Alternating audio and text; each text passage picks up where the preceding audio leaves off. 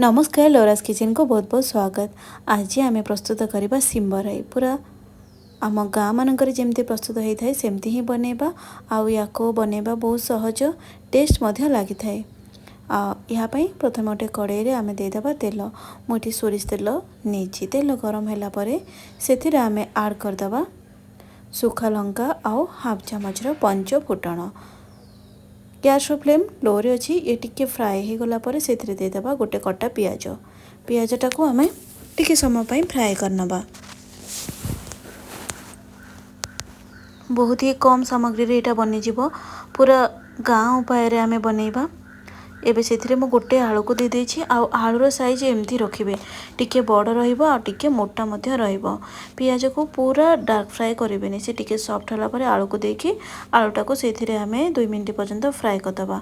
तापर से ऐड करदबा आम शिम्ब मु एठु 15 ରୁ 16 खंड नहीं लुण टिके देदेबा स्वाद अनुसार।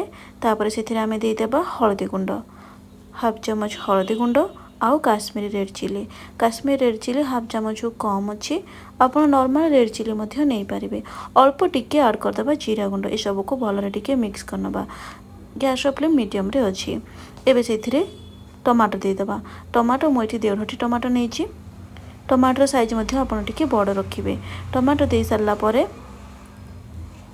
मो पूर्वर प्रस्तुत करके रखी अदा टिके अदा जीरा सोरिष आ रसुणर पेस्ट ताको से आम 2 बड़ चामच ऐड करदबा। गैस फ्लेम को आप पूरा लो रे रखिदेवे आपको केवल टिके मिक्स करने कहीं सोरिष मसलाटा एमती जदि आम कषिदेबा ना से टिके पिता लगी था ए शिम्बराई रे। एबे से टिके मिक्स करनेबा मिक्स कर सारा पर आम सांगे सांगे से पानी देदेबा। पानी मुझे गोटे ग्लास रो ऐड करिछि तापरे कवर करनबा ताको सिझापी छाड़देबा। बहुत कम समय रे एटा प्रस्तुत हो खाइबा को बहुत टेस्ट लगी था। पखाल भात हो कि गरम भात हो जो भी आपड़ खाईपारे। मझे मझे आपन ताको चेक करुवे। शिम्बो को बेसी छोट करेंगे ताको टिके बड़ रखिकी काटिबे। आ देखो ये भलरे पूरा सिझी आसलानी मु अल्प टिके छणा बड़ी की ऐड कर देछि आउ टिके सुंदर लागिबा एटा बिल्कुल ऑप्शनल अछि। कवर करने की लो फ्लेम रे 2 मिनट आम कुक करनबा। तापर आमर एटा प्रस्तुत हो यही शिम्बराईटा।